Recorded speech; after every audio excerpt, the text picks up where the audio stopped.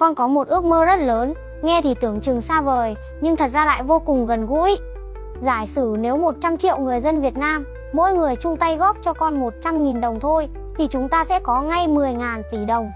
Một con số khổng lồ, nhưng điều quan trọng là con không dùng nó cho bản thân hay gia đình, mà con muốn biến nó thành một nguồn lực để phụng sự quê hương, phụng sự nhân dân. Và con đã nghĩ rất rõ ràng, số tiền này sẽ không dàn trải, mà chỉ tập trung vào 3 việc cấp thiết nhất: giáo dục, y tế, nhà ở cho người nghèo và trẻ em mồ côi. Trước hết, con sẽ dành 5.000 tỷ cho giáo dục.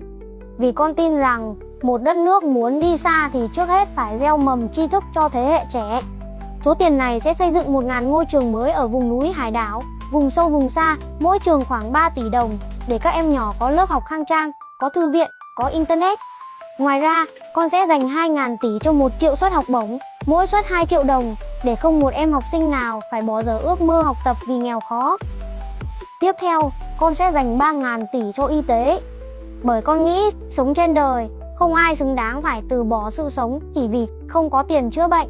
Trong đó, con sẽ nâng cấp 500 trạm y tế xã ở những nơi khó khăn, mỗi trạm 2 tỷ, để bà con có thể khám chữa bệnh ngay tại quê nhà. Con cũng sẽ trang bị máy móc hiện đại cho 200 bệnh viện tuyến xã, mỗi bệnh viện 5 tỷ, để người dân không cần đi xa vẫn được cứu chữa kịp thời.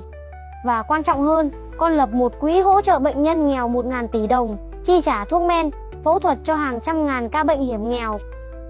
Cuối cùng, con sẽ dành 2.000 tỷ cho nhà ở và trẻ em mồ côi.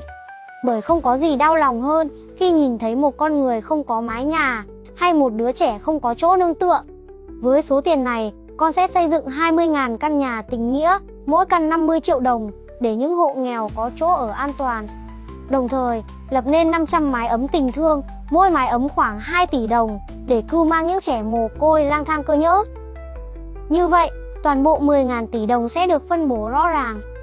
Giáo dục 5.000 tỷ, y tế 3.000 tỷ, nhà ở và trẻ em mồ côi 2.000 tỷ.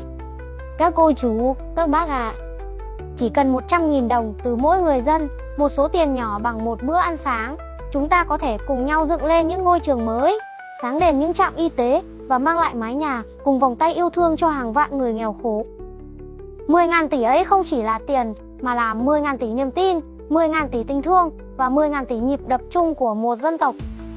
Con mong đất nước mình sẽ không chỉ giàu có hơn, mà còn nhân văn, hạnh phúc và đoàn kết hơn.